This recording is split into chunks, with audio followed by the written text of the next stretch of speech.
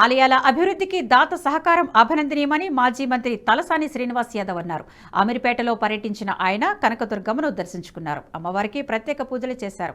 అనంతరం దాతల సహకారంతో నూతనంగా నిర్మించిన శ్రీ కనకదుర్గమ్మ ఆలయ రథం మండపాన్ని ప్రారంభించారు.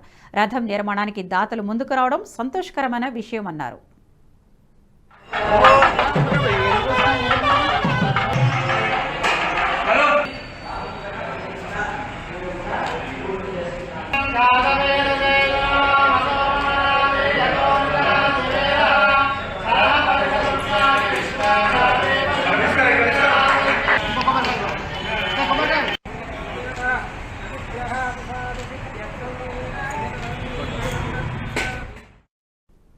సికింద్రాబాద్ పరిధిలోని కంటోన్మెంట్ నియోజకవర్గం ఎమ్మెల్యే బీఆర్ఎస్ నేత లాస్య నందిత ఓ కార్యక్రమానికి వెళ్లి లిఫ్ట్లో ఇరుక్కుపోయారు.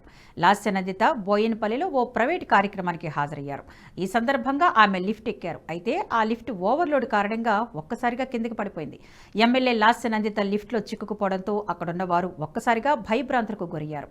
వెంటనే అప్రమత్తమైన ఎమ్మెల్యే సిబ్బంది అందుబాటులో ఉన్న వస్తువులతో లిఫ్ట్ డోర్లను బద్దలు కొట్టారు. దీంతో ఎమ్మెల్యే లాస్య నందిత సురక్షితంగా లిఫ్ట్ నుంచి బయటకు వచ్చారు.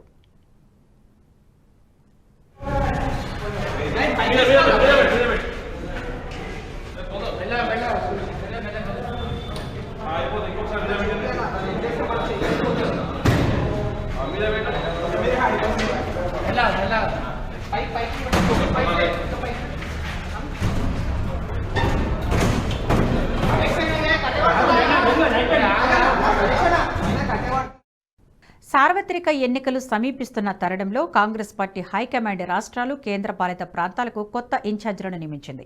ఏపీ కాంగ్రెస్ వ్యవహారాల ఇన్ఛార్జిగా మాణికం ఠాగూర్ను నియమించింది.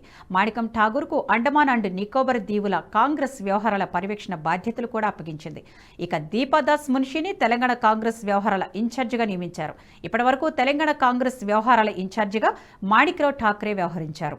అటు కర్ణాటక కాంగ్రెస్ ఇన్ఛార్జిగా రణదీప్ సింగ్, తమిళనాడు, పుదుచ్చేరి, ఒడిశా ఇన్ఛార్జిగా డాక్టర్ అజయ్ కుమార్లను నియమిస్తూ కాంగ్రెస్ పార్టీ జాతీయ ప్రధాన కార్యదర్శి కేసీ వేణుగోపాల్ ఉత్తర్వులను జారీ చేశారు. ఈ వీడియో మీకు నచ్చినట్టయితే లైక్ చేయండి, 10 మందికి షేర్ చేయండి. అలాగే కామెంట్ల రూపంలో మీ అభిప్రాయాలను మాతో పంచుకోండి. Nationalist hub group of channels ను సబ్స్క్రైబ్ చేసుకుని తెలుగునాట జాతీయవాద జర్నలిజాన్ని ప్రోత్సహించండి. ఈ వీడియో కింద ఉన్న బెల్ ఐకాన్ పై క్లిక్ చేయడం మర్చిపోవద్దు.